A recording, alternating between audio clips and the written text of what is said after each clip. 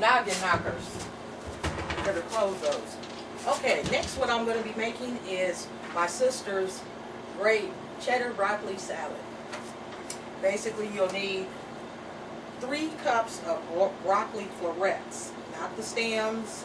They don't do too well in this salad. You can use those. I'll show you, give you a suggestion here in a minute on what to do with those, because you will have quite a few stems left. Let's see. 1/2 cup of shredded cheddar cheese, or 3 ounces. 1/4 cup of red chopped onion. The difference in the onion does make a difference, trust me. 1/2 cup of mayonnaise. Mayonnaise versus salad dressing, it does make a difference in the consistency. You can use a light. I'm using light Hellmann's today, actually. 1/2 cup of white sugar. You can cut back on that if you want, although it won't give it the sweet taste that it should have. 1.5 teaspoons of red wine vinegar. I am going to be substituting apple cider vinegar to offer more sweetness, because I'm cutting back a little bit on my sugar today in this dish. Also, we can add optional bacon bits, raisins, which I will be optionally adding, and then also almond accents, which is a sprinkle a variety of nuts, almond nuts with honey on the edges or whatever. They're over in the produce section. I'm going to be adding those. I like sweetness in my salads, and I like them to be creamy. I don't like them to be too dry. So keep in mind when you do make this dish, if it's not as creamy as you would like, you can always add more mayonnaise. If you do want to use salad dressing, Miracle Whip, that is fine. It does offer sweetness. But the consistency of the salad itself is a lot thicker. I'm going to be processing down our broccoli florets, because I like to eat those better. They go better with me and eating them, I should say, if they're broken down. My body, for some reason, has a hard time breaking down the broccoli florets like it used to, unless they are cooked fully. Alright, so we'll show some of these ingredients and get right to the one in hand.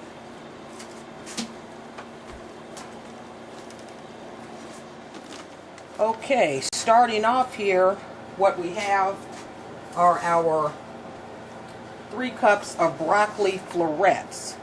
Nice, whole. You don't want these to be yellow in color. If they are in the produce section, do not buy them. I failed to mention I will also be adding baby carrots to this dish also. I have raisins here, red onions,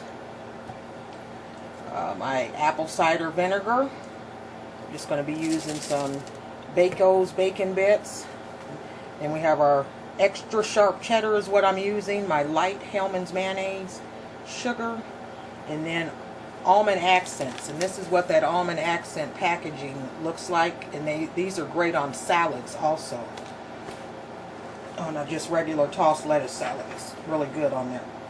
Okay, so we'll go ahead and get this started. It doesn't take long to make this, actually, if you have a food processor, or if you want to leave your broccoli whole, it's even quicker. Now, this is what you will have left of the broccoli when you're done. If you want to steam cook that, you can. Personally, I do not cook it.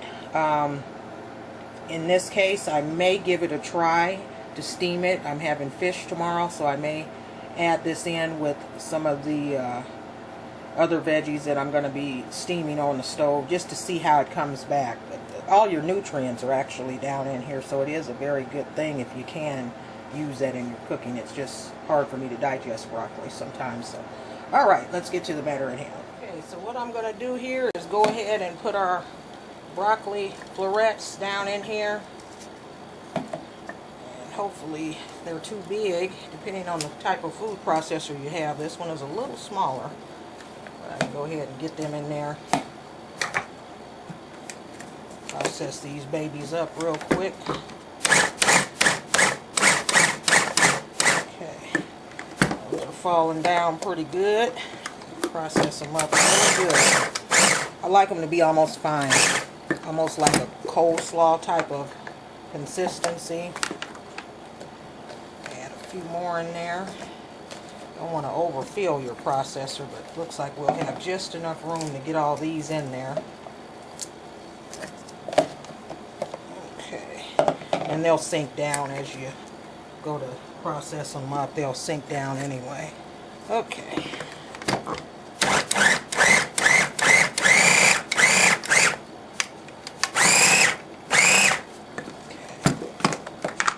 Alright, it still left some big ones on top there, so what we'll do is just put those back out.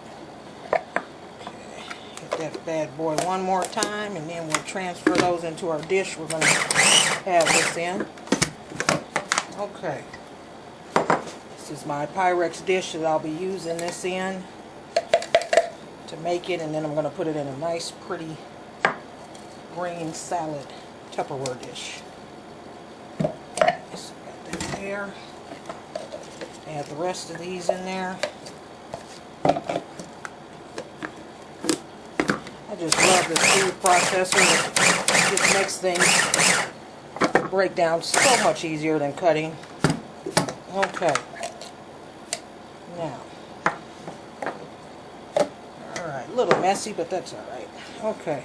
So we got our broccoli there. Get out of there. Okay. Veggie with the veggie will be alright on the hands. We've got our onions now, our red onions. So what we'll do is put those bad boys in there, and our carrots. Do those together. And we'll also put our raisins in there.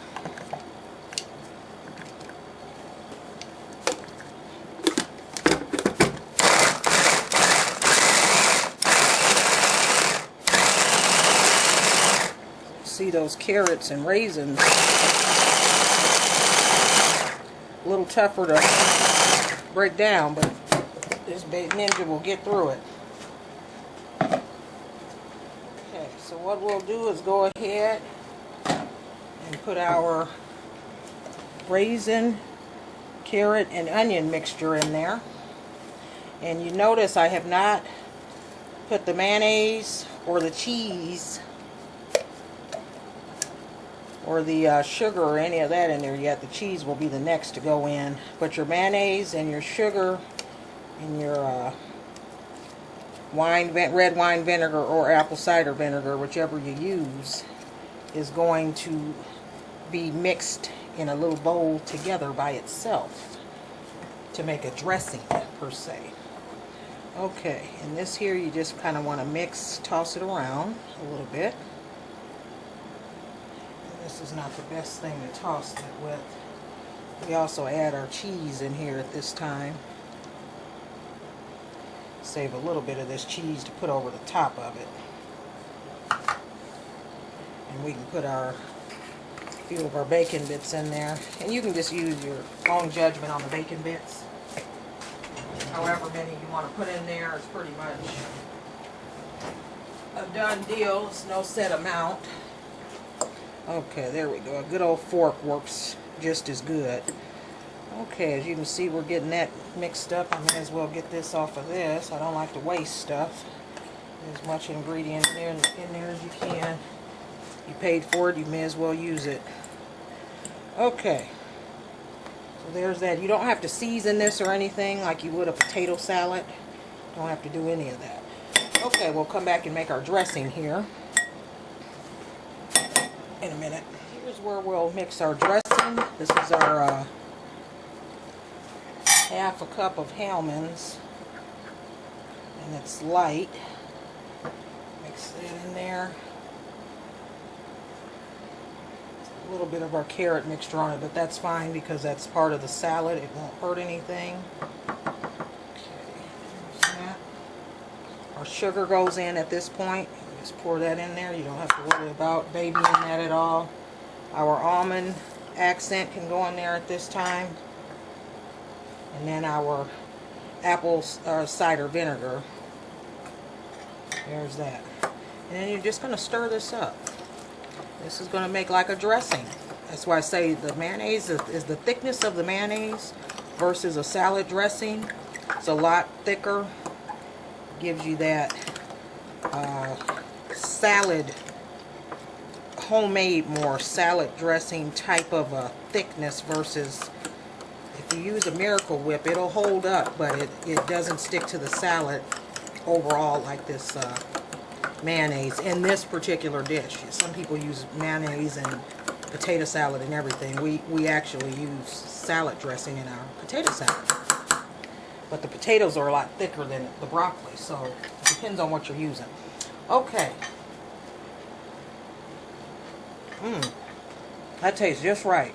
Okay. I usually don't eat when I cook, but I had to try that because this dressing is going to be your base for that salad. If you take a look at that there, you can see the thickness of that.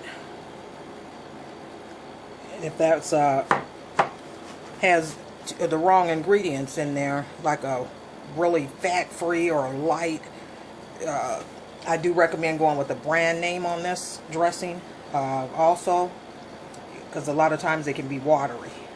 We have had bad experiences with this dish using inexpensive products per se. Okay, we'll mix it all up here in just a minute. Alright, we're back here. Get our dressing in there.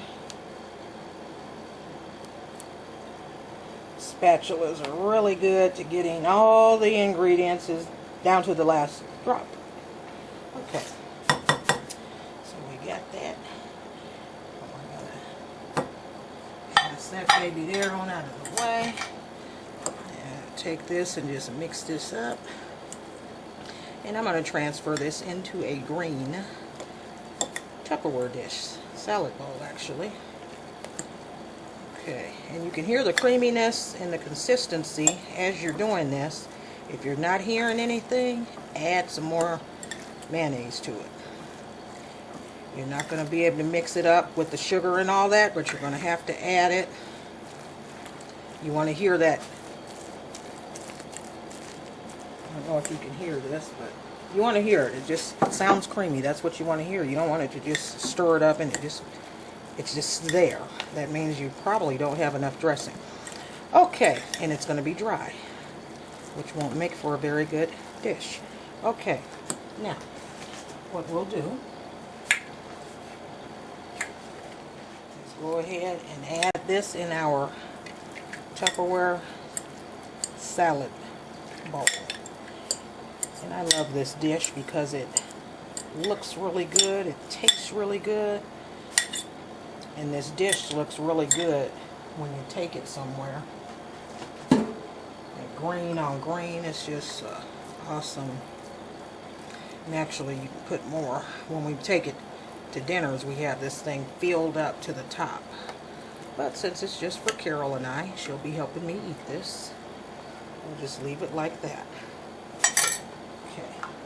And all you got to do to finish this off is just top it with cheddar cheese. And you can use fat-free cheese if you want. Cheeses don't really matter. I'm a big cheese fan, and once I run out of these regular cheeses with the fat and excess things in them that I shouldn't be eating, I'm going to be doing all fat-free. Okay, I've already started with the cream cheeses. They're all fat-free. Okay, so there we go, and we put our bacon bits on there. Voila. It's done. And we're going to show you up close and personal what that looks like. And this is the consistency of it from the food processor. See you back in a minute. Okay. There's our finished product. Now, let's see what it's tasting like. It looks good. Now what I'm going to do, something a little different here, I'm going to cut this from the middle so that way you can see how much meat is in there. Okay, basically, open that up. That is full of meat. And that's what we want. Full of meat. You don't want that to be hollow and mostly shell. You don't want that. If that's the case, you didn't put enough meat in there.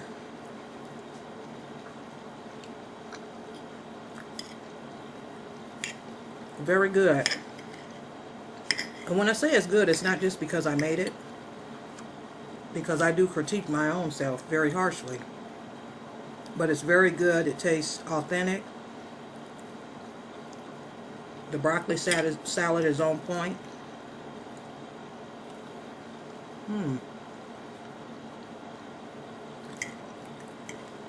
Really good. And these make great leftover dishes. Enchiladas are good for lunch. The broccoli salad goes with a lot of different foods. I'm actually going to have it with fish tomorrow. You'll see about that. And here's my good old healthy low sodium V8. A lot of tomato going on, but that's alright.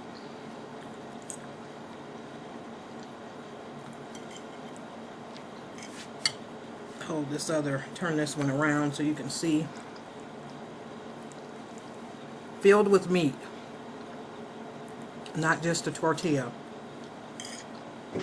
So there you have it. Easy, cheesy, beefy enchiladas and easy broccoli raisin salad. And this here I didn't make, but it's good too. That's why I'm gonna wash this down and see you later. Enjoy.